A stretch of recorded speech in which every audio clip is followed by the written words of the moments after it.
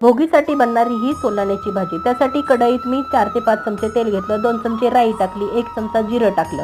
मग त्यात मी तीळ टाकले, 1 चमचाभर हे तीळ आहेत ते घातले. छान तडतडल्यानंतर त्यात मी हिंग घातला थोडासा. हिंग झाल्यानंतर मी त्यात कांदा एक बारीक चिरून घातला आणि ते छान असं परतून घेतलं. मग त्याच्यावरती 1 टॅमॅटो बारीक चिरून घातला.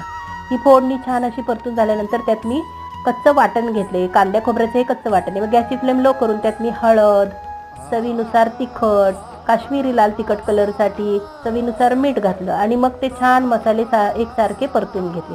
मसाले परतून झाल्यानंतर त्यात मी घेतलेल्या भाज्या, मग त्यात मटार घेतला, पापडी घेतली, घेवडी घेतली, पावटा घेतला, चवळीच्या शेंगा घेतल्या, गाजर घेतला आणि बटाटे घेतले, शेंगदाणे घेतले. हे सगळं घालून एक जीव करून छान असं परतून घेतलं. मग गॅसची फ्लेम मोठी करून 3 ते 4 मिनटं छान परतल्यानंतर त्यात थोडं पाणी टाकलं आणि ती भाजी शिजायला ठेवली. भाजी मंद गॅसवर शिजवून घेतली आणि मग ती सर्व केली, ती पण बाजरीच्या भाकरीबरोबर.